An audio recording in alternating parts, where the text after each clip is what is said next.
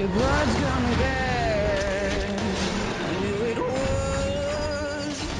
The devil came. Well, actually, quick question. Armstrong, did you play Bloodborne?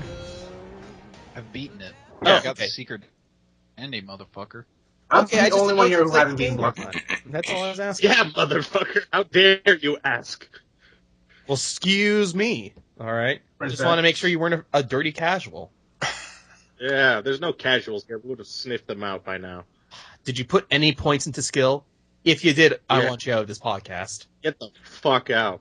Did you spend any of your souls until the last minute? If you did, fuck off. Did you level up at all? Yeah. If you Did you did, play with a you could Guitar fuck Hero off. controller? Did you kill the bosses play with a with weapon? You noob. Come on, bare knuckle Should I all the play way, it man. clothed? Okay. Did you play it Matt Murdock style? Did you gouge your Appreciate we eyes all out play while it. playing? You If actually not, then healed get your out. poisoning? You actually used the got checkpoints. you actually got hit with frenzy one time. Ugh, scrub. Yeah, just delete the character at that point. I wouldn't want that on my record. Come on, man, you gotta play that shit Iron Man. One life, one death. Yeah, exactly. You didn't beat all the bosses using pebbles?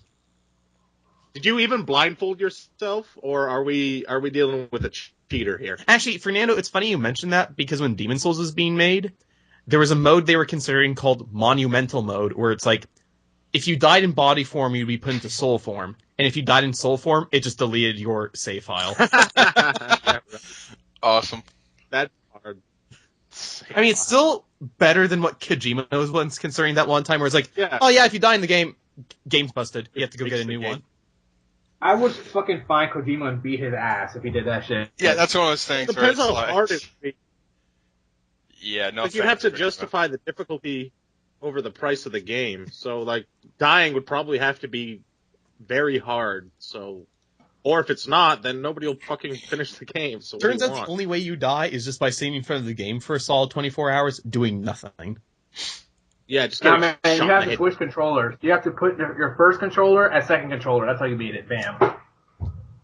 Actually, your damage is just rated by like a little counter in the top right. That's the units are actually just dollars. So when it gets up to 60, your game just breaks. It's like, oh well, $60 worth of damage. So that's all you can take. All right, let's get to the Pay another Bloodborne $60. review. Yes, thank you. Yeah. So, like I said, we're going to be reviewing Bloodborne, and I haven't played it because I don't have a PS4. Because I'm poor. But And I'm the everyone only else one here here who has hasn't at beaten some it, point I have a played life. it or beaten it. Yes, I think that is fair to say. Did you beat it, Fernando? Nope. You haven't, huh? He is, Nope. from what he told me, he's stuck on Dark Beast Parl, waiting to beat the Bergenworth Spider. Dark That's the Beast. Bergenworth spider. What was the one again?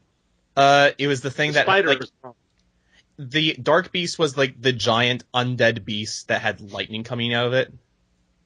I didn't even know that yeah. thing existed until I was stuck on fucking Father. What? Who's the first? Fucking Gehrman. Until I was stuck on Gehrman, and I was like, shit, I'm just gonna go back and beat all the old bosses I didn't. So I finally just went back and killed Parl at my first try. I missed a lot of Yeah, shit. there's about, like- a lot of the optional bosses. The funny thing is, I had to tell Yeah, there's Fernando, about 8 of them. like, Fernando's like, I'm just stuck on this one boss. Yeah, he's optional. What? Optional? Yeah, it's like A lot of people don't know that the optional Bloodstar bosses or Beast was optional. Yeah. Yeah, there's no point. You get a chalice dungeon item, and that's it. It doesn't really do anything. You also need it if you want to get access to the Healing Church workshop.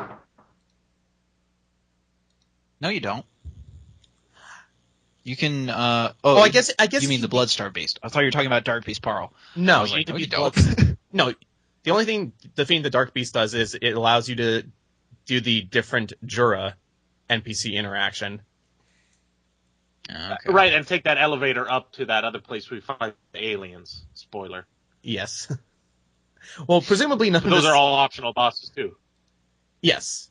I missed them my first playthrough. I missed those, which, Ember Test was actually pretty cool. She was Alright, but let's actually go to the review proper, because at this point we're just getting game spoilers. Oh, okay. Yeah, man, So I think I'll cut some of that stuff out just in case. well, You think? okay, Or- for obvious reasons, yeah. Yeah. So Don't gotta hurry. So No. where do you guys want to start? Do you guys want to talk about the basic plot, or what's different about this from Dark Souls 2? I'll start 1 with and Sure, Demon the plot. Souls? Yeah. I'll start with the basic premise of it. All right, sounds So- good. Yeah. The basic premise is that we play as like every Souls game, you just play as just a random person. In this case, we're called the Outsider, who has come to the town of Yharnam in search of something called Pale Blood. Mm-hmm.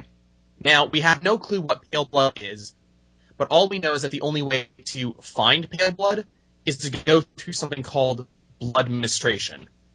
This weird dude gives us an infusion of what he calls Yharnam blood. And pretty much from there, things go, well, pretty apeshit. We can now become stuck in the town They of get Yharnam. pretty killy. We now are stuck in the town of Yharnam, and we are called we are now what's called a hunter, on a particular thing called the Night of the Hunt, where apparently every couple of it's never quite clear if this is actually like every night or if this just happens at a set duration every so often, but beasts roam the streets of Yharnam, attacking citizens everywhere, and these beasts pretty much look like giant werewolves. But we quickly find out, of course, that anyone that hunts these beasts invariably ingests the blood that these beasts have, and they in turn become beasts themselves. So basically the premise is, in our search for Pale Blood, we are also hunting down many of the beasts of Yharnam just to figure out what the hell is going on. Now, there's a lot that I am leaving out of the premise, if only because this game has a very big bait and switch about what it really is. Uh-huh. And Yeah.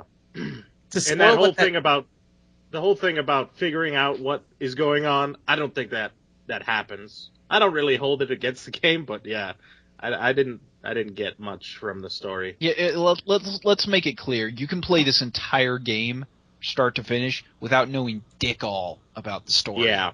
And it's still going to Which be a is- really fucking fun game. Yeah, Which that's, is what that's happened how I to me. play. That's how I play the Dark Souls games generally. Is I'm not the guy who's searching through the lore. I just play for the challenge. of the game, Right, the I only enjoy, one I that's enjoy actually watching fair- lore videos, particularly ones made by this guy Yeah. named Vata Video.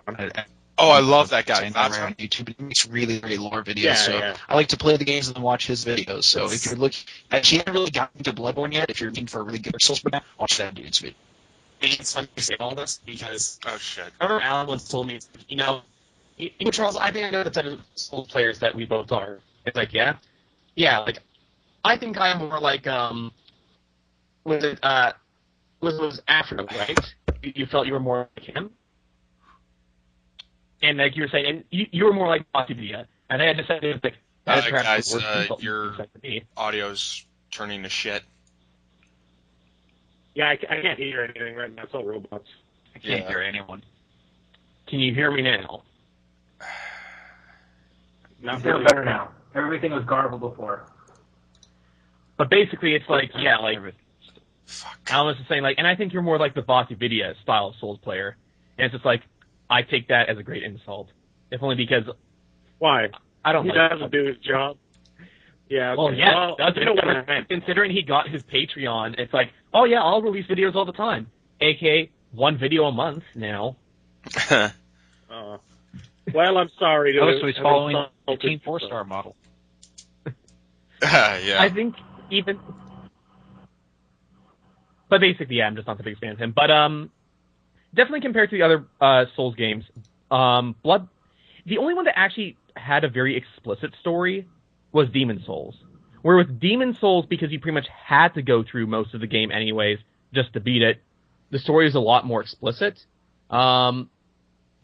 But definitely Well, compared to the other. I want to say, Scholar, the first in now as well is kind of they added that one new NPC in that really does kind of tie the whole thing together. I think I played that again recently. That is true. I feel I got way more out of it than Dark Souls 1 or Bloodborne. Well, that is true. Both Dark Souls 1 and Bloodborne are they're a lot more esoteric, and there's a lot of stuff that's just, like, completely optional that you will miss that does play a big part into what the story is. And if you just miss that your first time through, you will be very confused as to what is actually going on. The story itself is pretty interesting, and obviously not all the details have been sussed out, but what is there, definitely pretty interesting. But as both Alan and Armstrong have mentioned, not the easiest thing to find. You have to be actively looking for it a lot more so compared to the other Souls games. Otherwise, you may have hell's going on by the end of it. Yeah, and I don't know what it is really. Maybe it's because I don't know. I'm just not interested or something. There's no relatable characters or something. I don't know. But I never even cared to find out too much about the story. The game is, from a gameplay standpoint, so interesting to me that's really all I need from the experience, and I come away quite satisfied with just that. That is actually one of the other complaints I have about the game compared to the other Souls games, where Demon Souls had some pretty interesting character stories, but Dark Souls 1 perhaps had the best NPCs overall, just in terms of their weird interactions around the map. Yeah. There was And definitely a significantly less NPCs in Bloodborne than there were in previous Souls games. Part of the problem, and they don't say as much either. That is the other thing. They don't say as much either. Yeah. Because, as Alan pointed out, you don't see as many, partially because a lot of the NPCs you find are actually behind doors or behind windows that you're not actually talking to. I missed the window guy. I didn't know I was supposed to talk to a window. I missed both window NPCs first time through. But no, you had to talk to a... It was weird. You know, you can sneak up behind one of them later in the game. Yeah. Oh, no, there's Window two guy? there's two that you can sneak up behind, and the one that you sneak up behind,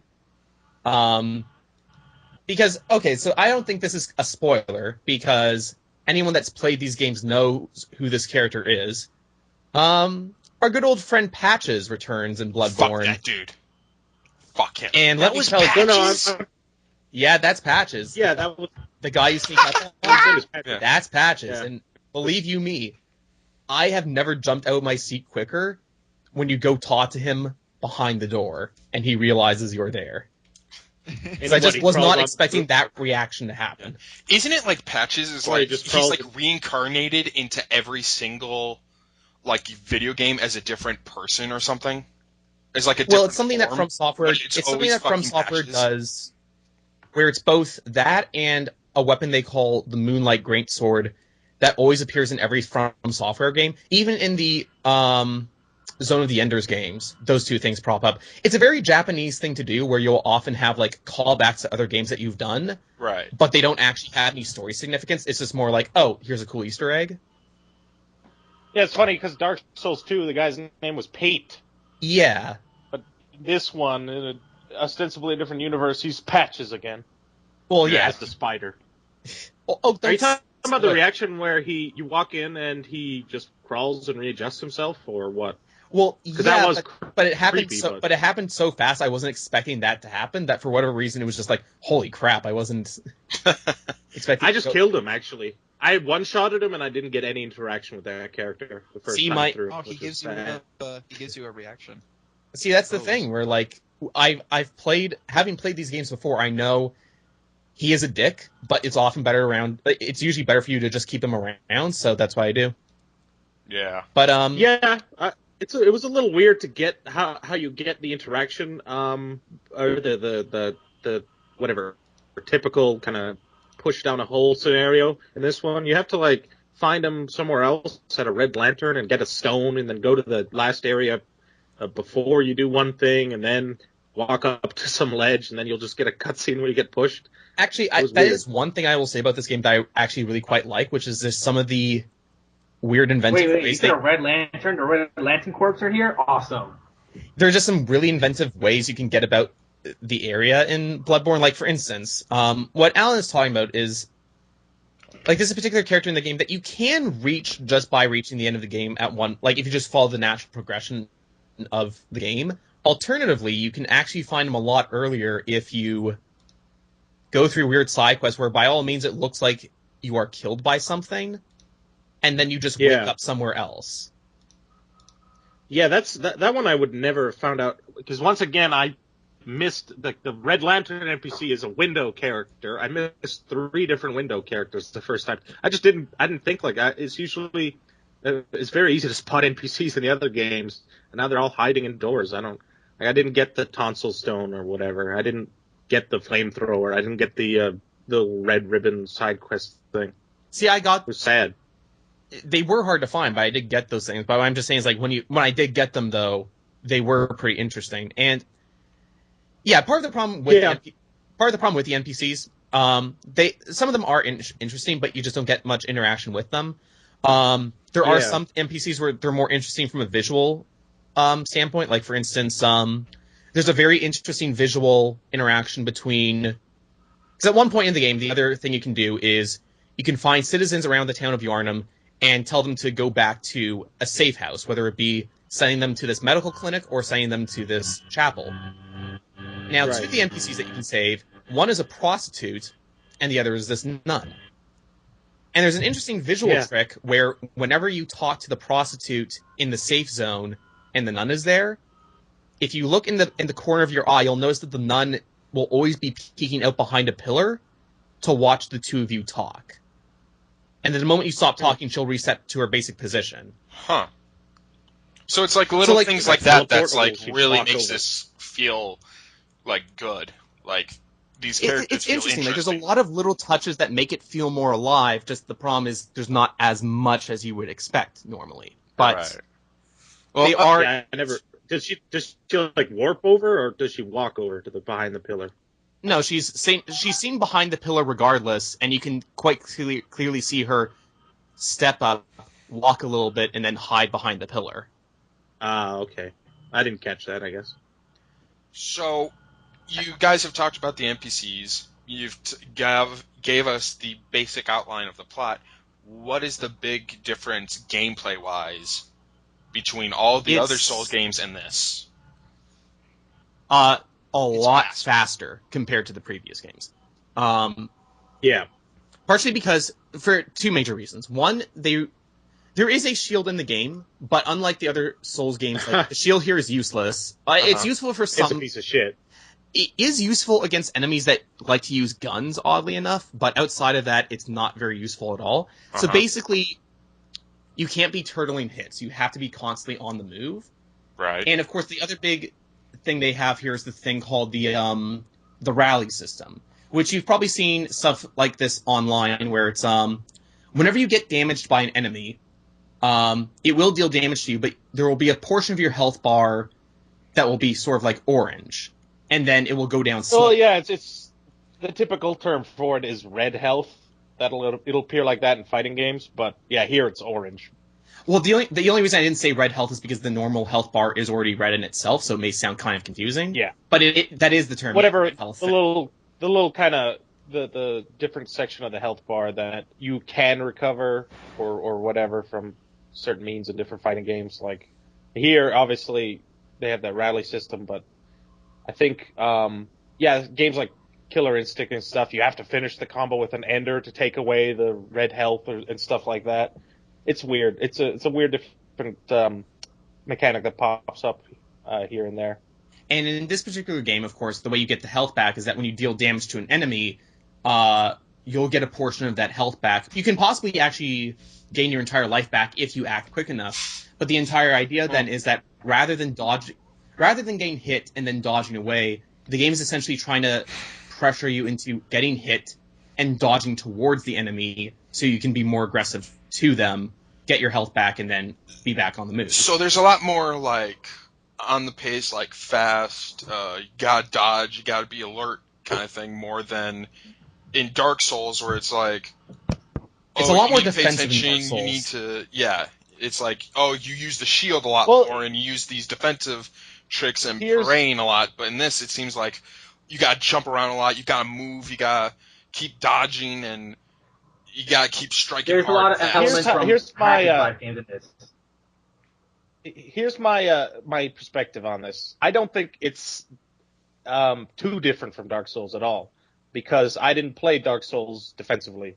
Uh-huh. I was never the one to pick up the shield, so I always played the game with a two-hander or dual wielding or something stupid, and I would just always dodge, and I had to play essentially the same play style as Bloodborne. And you had the defensive options. You could, whatever, switch up your loadout for different fights, but I was generally always playing exactly like I did in Bloodborne. I would just try to dodge the attacks, try to parry or something, and then just kill the guy with like kind of an all-out offense technique. So it's not that much different to me.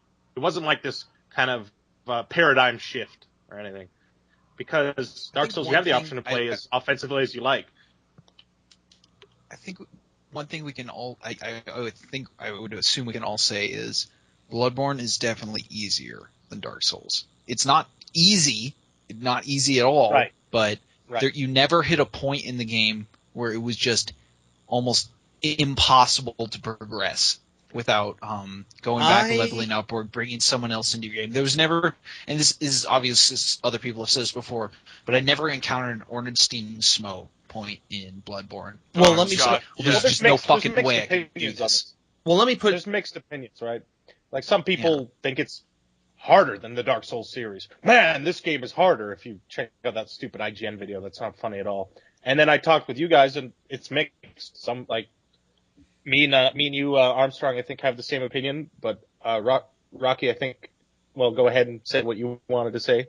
Well, there are parts of this game where it feels easier, but I will point out that while playing this, I didn't feel it was any more difficult. Like, I didn't think it was any... I didn't think it was any easier, for instance, or more difficult than, say, Dark Souls 2.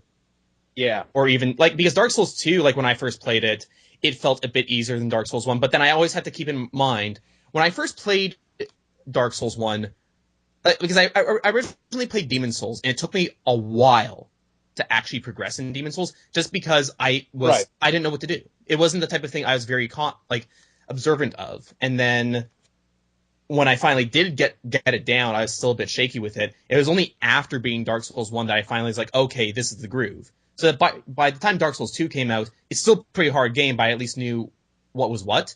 And I felt the same way playing Bloodborne. So there are definitely parts of it where it does feel easier. There are parts where it definitely feels harder. And that's what I always try to tell people, because I've had friends, for instance, that always come up to me where it's like, oh, should I get Demon Souls or Dark Souls? Which one is harder? And I always have to tell them, well, each game is kind of hard in its own way. Like, I'd say overall, Demon Souls in the entire series has the hardest enemy encounters, if only because a lot of their enemy encounters are specifically designed to fuck you over. Yeah. Going through the, what's it called, the Plague Town equivalent, it's just such a bitch. Yeah, I think Dark Souls in this series has traditionally the hardest bosses out of all of them. Dark Souls 1, yeah. I think Dark Souls 1 has the hardest bosses out of all of them. Some of which I don't think anybody compares to, like, Gwyn, right? The last boss. He was a really well balanced last boss, because you want a challenge like that, right? Gwyn was fine. I'm more thinking of things like the Four Kings, where that felt like that kind of went against the design philosophy that the game was trying to teach you up until that point. Or because with and like Armstrong said, Ornstein and Snow, like, they just had really good bosses, like creative and difficult in their own ways. Well, Ornstein and Snow would be an example of like good difficulty, and I'd say like Four Kings is an example of bad difficulty. Bed of Chaos was actually maybe, yeah. I'd also argue Bed of Chaos is perhaps sure the worst boss in the entire series. Okay, I can agree with that. Yeah, but what the point I was trying to make with Bloodborne is that there was never a boss in Bloodborne that I couldn't step away from, go level up for a while, and then come back and eventually beat. Like, there was no boss in Bloodborne that I didn't eventually do that to. But in Dark Souls, there were 3 or 4 bosses where I had to step away, I had to go level up, and I still would lose. And the only way I could beat them was I had to look up strategies online, or I had to summon people into my game.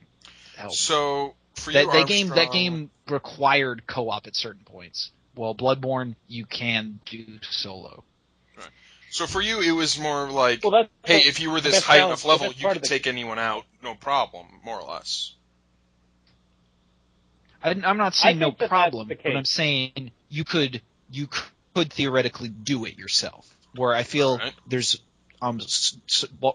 there's bosses in Dark Souls which almost require cooperation, which is a good thing. Yeah, I think that the bosses in Bloodborne, you can't whatever. I mean, that's part of the dynamic challenge of these games.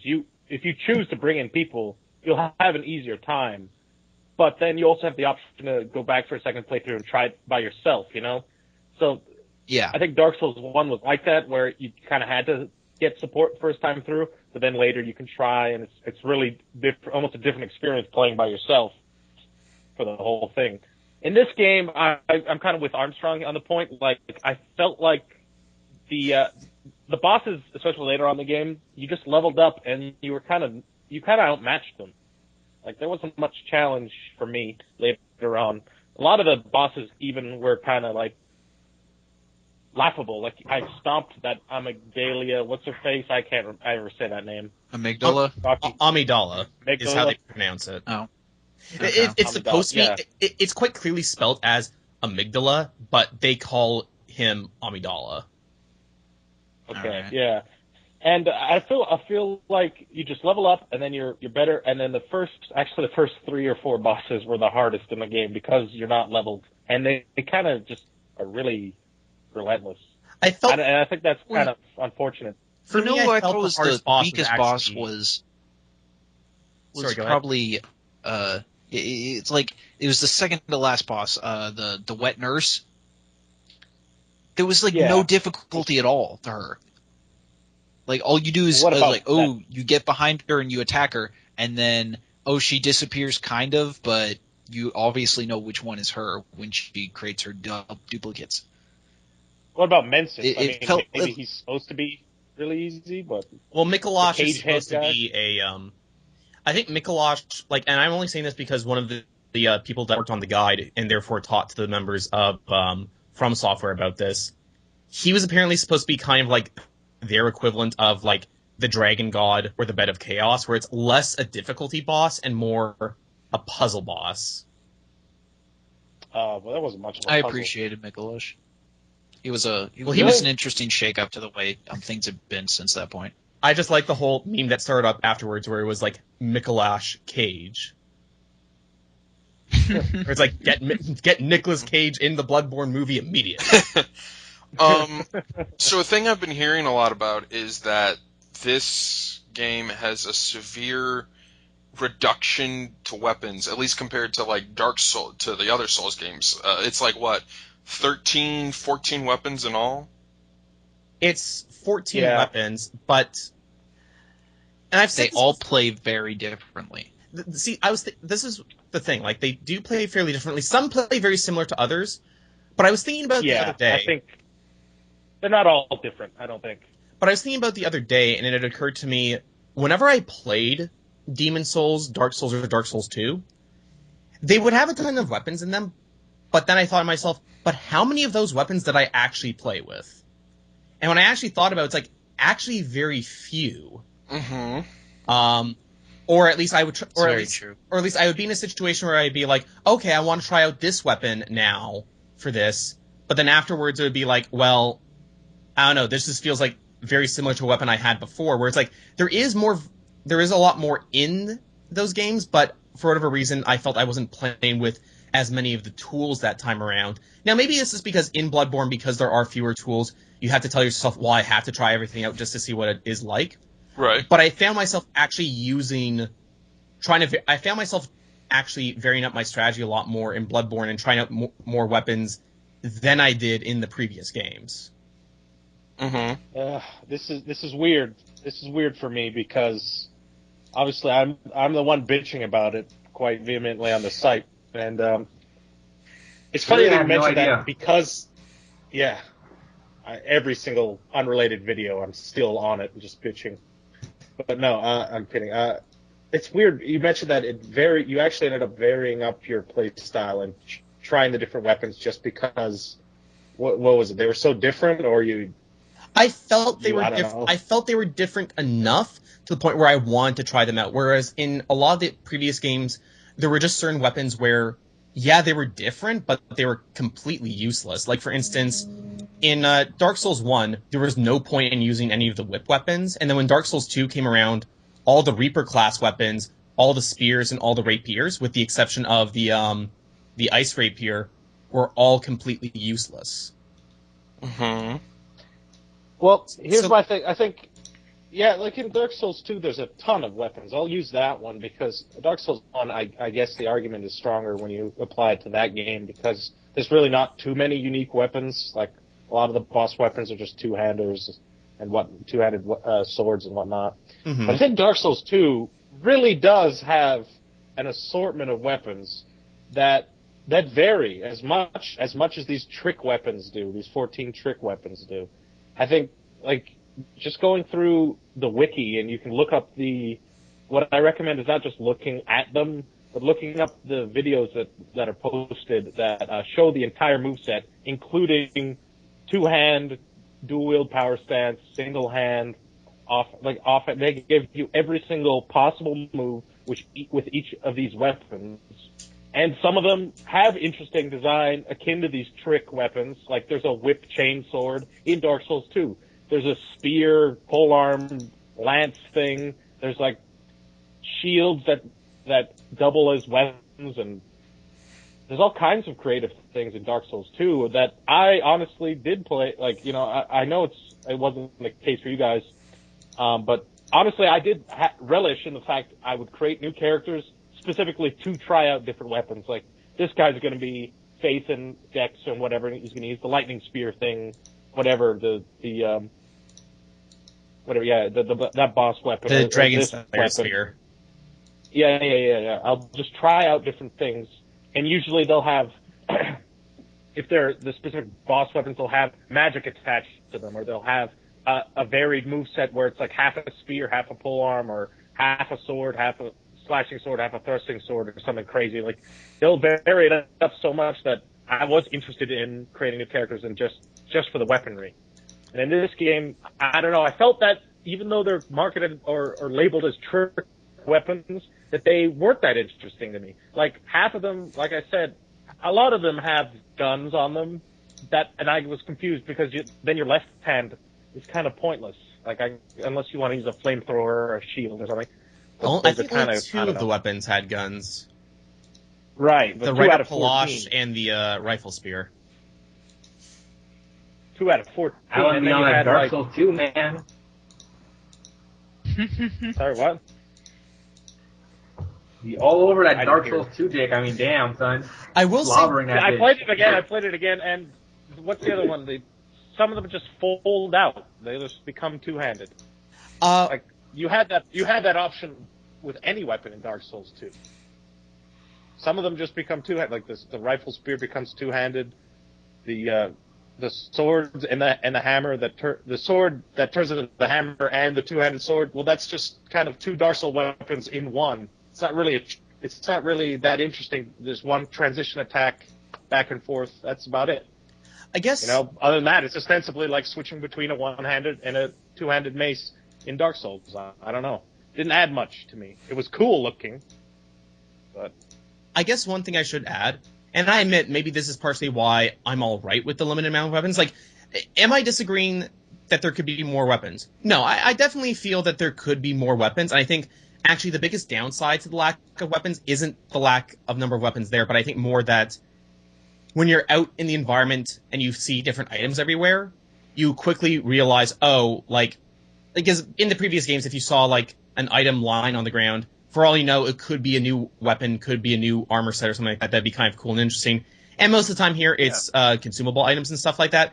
So the lack of weapons does kind of impact on that cool feeling about like the sense of exploration to find cool stuff all the time. They probably could have fixed that by getting rid of the badge system or replacing the badge system where it's like the badge doesn't unlock weapons in the shop. It just means that if you have the badge and you happen to have the weapon, then it just changes the weapon up in some way. Like it's like if you treated the badge more like as a special blood gem that could only be attached to that weapon, for instance. It like unlocks the trick to it or something. That'd be cool, right? Or Like you only or get unlock the one trick or version of it augment until you it. Like get for instance, if you got Yeah, the nitrous, it worked the way it normally did. But then if you got like the badge that normally unlocked it in the store, it would increase the power, for instance, of that attack, or it would change kind of how that trick would be applied in some form. Yeah, but the fact is, it doesn't. And even the armor in this game, like the 3 hunter sets, I think, are just all you need throughout the entire game. And you find them early on. You buy one, you pick up one out of the gutter, and then I forget what the other one is, but like the 3 hunter sets, they're the best, like objectively armor sets. Besides maybe like. Well, the thing is that with the exception of frenzy resistance and fire resistance for a few things, arcane damage or something. Well, I was going to say, with the exception of resistance, I was going to say, with the exception of frenzy and fire, for the most part, the actual defenses of the armor are rather inconsequential, because the actual amount of defense stats adds is not really relevant. It's mostly just for like what you think looks cool. But something I was going to, I was trying to add later, like try. Which, frankly, I kind of appreciate that. I kind of appreciate when games let you, no matter what the stats are, let you choose what you want to look like. Well, something I wanted to add earlier, I think the reason why I'm okay with some of this fear stuff, like, do I think they could add more weapons and armor? Yes. But I think the reason I'm more okay with this make them just make them varied statistically. Like, Dark Souls 2, it's the same thing. You can wear whatever the fuck you want. It's just the game's a little harder. Not insurmountably hard if you decide. I played the game bare-chested one time. I just was fist weapon to bare-chested. It wasn't that much harder. The defense usually is inconsequential, but Dark Souls 2 has different like armor types, so you can build a character around that too, like light, medium, heavy, whatever. And then you have a stat surrounding that, so you just kind of min-max, and you get to play more with the RPG mechanics surrounding it all. And here it's kind of like, you get to wear whatever's cool, but I would have appreciated it if they left it the way it was, where I can still min-max with it, or if I choose to forego it all and just be whatever, Fashion Souls, and walk around in a fancy hat and tights for no reason. See, it's funny you mentioned specifically the RPG elements, because that was the point I was trying to get to. Whereas I guess the reason why this doesn't bother me as much is because the Bloodborne, compared to the other games, isn't really that much of an RPG.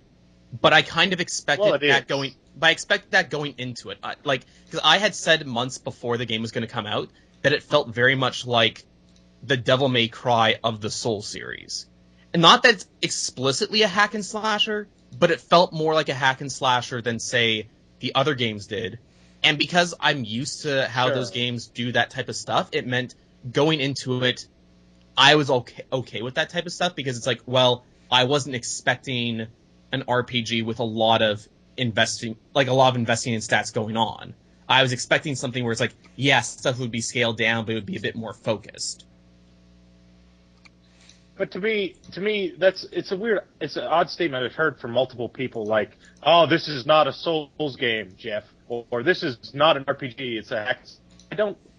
It's more like a hack and slash. It's more unlike a Dark Souls game than the other ones, but it's definitely an RPG, and it's definitely a Dark Souls game. I don't think you can divorce that from. Well, it's why I said it had fewer RPG elements.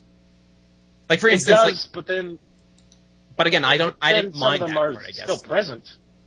They're present, some but of them my are still present, just not used, right? It's weird. Well, the point I was trying to get at is armor stats. You said. The point I was trying to get at is because I was expecting more hack and slash elements this time around compared to the previous games. It meant that those particular changes didn't bother me as much, because I already went into the game with kind of those expectations in mind that could happen. So for me, it was like, this is what I expected it to be. It's weird because I didn't know what to expect, and what I got was kind of just a watered down Dark Souls game in a sense. Well, there is one thing I wanted to add, which is, like, I think one of the things that this game does a lot better at than compared to some of the, like, there were some interesting. This reminds me of actually of some of the cool set pieces you had in Dark Souls 1, which admittedly were frustrating, but were cool nonetheless, which was just the number of weird environmental things they had going on in this game. Where, just some like cool thematic things, like such as like you may be walking out into the middle of what you think is a street, and then all of a sudden a rain of gunfire is coming down on you from this turret from high on up, or Yeah, maybe that was the coolest part of the game. Well, actually, the part that I thought was pretty cool was you're walking through this what appears to be a barren field, and all of a sudden you see this bright light directly ahead of you, and at first you don't think much of it, but as you approach closer, the light grows in intensity, and all of a sudden you start losing health pretty quickly, and then you realize spears of blood are coming out of you. Damn. So then you decide to hide behind some rocks, and then you start to notice that enemies that are also out in the open have spears of blood just jutting out of them and just dying because of this weird, eerie light that's out in this foreground that you have no idea what it is or what it's doing, but all you know is whenever I'm in its view, I'm getting fucked over. And like it was a hard. Yeah, it it was did one have of the some later cool- parts of the game that kind of fucked you up if you don't know. It took me a while to actually figure out what was happening. Yeah. And then it's very well designed how they put a bunch of rocks around you. You're like, what the fuck? There's just rocks in my way. And then when you hide behind them, the shit starts happening, and then you slowly catch on to the point where it's designed like the way most of the Souls games designed, where when you first get into an area, you don't know what the fuck's going on. It'll take you maybe 10 to 15 times you're fucking dying, and then eventually you get to a point where you can just run through the area without having to worry So it doesn't. about it. So it sounds like they really haven't lost their edge when it comes to that kind of stuff. What I Just did like, go ahead. Well, yeah, I was just gonna say what I did for that was I ended up just brute forcing it, like equipping a bunch of frenzy resist and just sedating myself all the way till I got to those That's doors. definitely a strategy. Yeah, no, it's definitely still a really cool game. And Charles mentioned the word that I'm going to use. It's definitely a weird game. Like that's one of its biggest appeals. I'm kind of an anxious dude, so I didn't have a lot of fun at the end of the game. I got a little freaked out. That's the thing, which is some people say that like Bloodborne is a horror game. I'm not sure I would go that far, but there are definitely aspects to this. But there are definitely aspects to this where it's definitely trying to give off a lot more of a creepier vibe than some of the previous games have. And as I said, like all the time.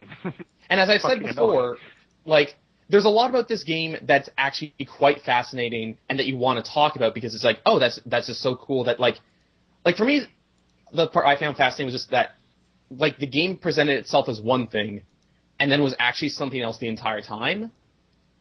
But I can't really say, of course, because that's a huge spoiler, but just like the fact that they were able to keep that type of thing a secret. And then when you look back on everything, it's like, actually, that makes a whole lot more sense now. Although I know I haven't really talked as much this review because you guys have done a lot of like comparisons with the previous games, but since I'm more of the outsider looking in because I've never played any of the Soul games except very briefly Demon Souls, I will say I really enjoyed this, and it was easy to get into because it had a lot more elements from a hack and slash that I could more readily have access to because I've played a lot of hack slash games throughout the years. And I will say this game probably had me more on edge than most horror games I've played in the past, let's say 5 years. Well, certainly because of the stakes, you know, that's every Dark Souls game. The stakes are always high, and that's what makes them so fun to play. What do you mean though by hack and slash elements? It's because certainly you're hacking and slashing the other games too. Yeah, you can spend more time min-maxing, but like you don't have to. You can just not use a sheet. In as much as it feels like it has the pace of slash. I'm saying like in. Sorry, yeah, like whenever I saw people play Demon Souls, Dark Souls, I mean more like in the way that I always have had on Demon Souls, Dark Souls, and those games presented to me was a more tactical view. It wasn't more like I'm running around doing dodge rolls everywhere, slashing at enemies. It was more like let me sit back, let me analyze the situation, and then like it seemed a lot more tactical of a game from what I usually see how people play it. But I haven't played it myself, so that's probably the most popular play style is the shield, but like I said, you don't have to do that. You can very much be I know, that's why I said it's how it was with a presented to giant me. anvil on a stick, rolling around and just clobbering people, knocking them down and hitting them on their way up and stuff like that. I mean, that's how I live my normal life. I carry around a giant stick with a boulder on the end of it. That's just... You live in how I Florida, normally that's what you roll. have to do. For protection. Yeah, I mean, we have the cannibals with the bastards. Hey, Fernando didn't choose It the basically is Bloodborne down there. Fernando didn't All choose kind of the anvil life. The anvil life chose Fernando. Exactly. All So, kind of beasts walking the streets. so in the end, it sounds like, Rocky, you loved this the most. Alan, you seem to like this okay, but you don't think it's as good as like Dark Souls or Demon Souls or as Dark Souls 2. Oh, yeah, I don't know what Armstrong's thing is though. Like, what do you think? Let's wrap up some statements. Yeah, go ahead. Armstrong. Well, I'm not going to say that this is a worse game than Dark Souls. I'm going to say it's a very different game, but it is still very similar at the same time. Take from that what you will. It's a difficult game to get into, but it's like the previous Souls games. It's highly rewarding. It's also not as punishing as the previous Souls games, which this is all stuff I've said before in the past. But I do feel the need to bring up that, my God, I haven't had this much fun playing a third-person RPG in a long time. Probably since I played The Witcher 2, which was like 3 or 4 years ago. That was a while back. Yeah, this game Back in early is 2012. fucking fun. What I'm trying to say here is that if you're looking for a game that has great co-op, is well worth your time, and you're going to feel really rewarded while playing it, go buy Bloodborne. I'm going to give it a 4.5 out of 5. Because I don't think it's perfect, but goddamn, I had a lot of fucking fun playing it. Okay. Would you say this is a reason to buy a PS4, honestly? Sure, yeah. I don't know if I'd say if you don't have a PS4 and you're only planning on getting a PS4 just for this game, I wouldn't say so, because I don't really think there ever is a game to justify purchasing an entire console for. But if you're thinking about buying a PS4 and some other games, or if you have a PS4 and you're looking for a new game, absolutely. Yeah, buy this game and Destiny. Destiny was a lot of fun. So you're the guy. Yeah, I know, right? I was like all negative about it. I'm like, this looks like shit. And now I played it. It's like, oh, it's all right. Charles is gone again. Rocky is gone again. God damn it! Okay. Alan is like, I'm a big fan of Peter Dinklage bot. No way. I laughed at him the whole time. He's just so bad. There was some even worse things when the wizard came from the moon. At one point, he just tried to be like all snippy and like, whatever. Just try to do a one-liner or something like, don't stand to that fire.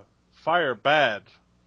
I think the only way I got through most of Destiny was because I was playing it with Armstrong, so I had somebody to talk to, so I didn't have to pay attention to the dialogue. I just laughed at it, and I skipped every cutscene I possibly could. So there's that. Okay, so Alan, you want to give us your review of Bloodborne? Yes. So Destiny gets a 5 out of 5. No, I'm kidding. I'm just like, Alan, I'm gonna smack you because that's not right. Hey, guys, come on. So Alan, what would you give Bloodborne? What do you think? Wait for Charles again, because try inviting him again. See what happens. He's on. He says he's on. Yeah. I didn't pay for Destiny. That's why I liked it, I think. But my brother bought it. What'd you think of Bloodborne? Oh, this game? Oh, yeah.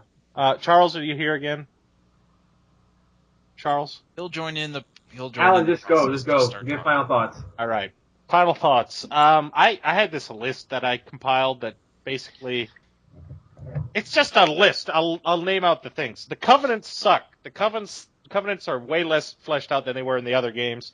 The online, the co-op, there's no symbols on the ground. You just randomly summon someone. I don't like that system, and the changes don't make sense. I don't like the weapons. Some of them don't really feel cool, like a wheel and a mace that lights up. I don't like the armor. It's pretty much just dress your character up however you like. And the story was kind of short, and I didn't get much from it. Still really fun, because at its core it is a Dark Souls game. I give it a 4 out of 5, I guess. Okay, and Rocky. 7.5, I don't know. Rocky. There, I was quick. Are you happy? Yes, Rock? I really am. Thank you. Is Charles Rocky there or no? Says he's on. Fudge. Rocky. There's the Rocky. God damn it. Well, he seems to have gotten really into the lore of the game, so we're going to assume he really likes it. Let's just say... okay, there we go. Oh, he's gone again. God damn it. Go buy Bloodborne, everyone. Can you not hear me? We can hear you now. Just go. Okay, let me put it like this. Here, there are some issues with this game. This game is I've seen some people try to. Okay, can I? What I was gonna say. Okay, there are some people out there who I've seen try to defend a lot, some of the faults with this game. That some of them, it's just but. Just give us a number! Just blur it. Morse code, damn it! Rocky, write the number you're going to review in the fucking chat things, and I'll tell the people. God. Somebody look. Smoke signals. Does anybody have Picto chat? And he's disconnected. God damn it! Today- All right, go buy Bloodborne, everyone. See Today, you next week. Skype had to fuck with me, wasn't it? Cosmos will not right, allow and this review. And now for my final thoughts. I haven't beat the game. I like it. Shut up, Fernando. See you next week, everybody. Oh, Bye. fucking Christ. Okay, right now it's perhaps one of my favorite games of the year. Probably stands as perhaps the best game on the PS4 right now. That's just all there is. That's it? But I'm not giving it a ranking because there's no point in giving it a ranking. You're either going to get it or like not. an 8. Okay, we're done. Thank you.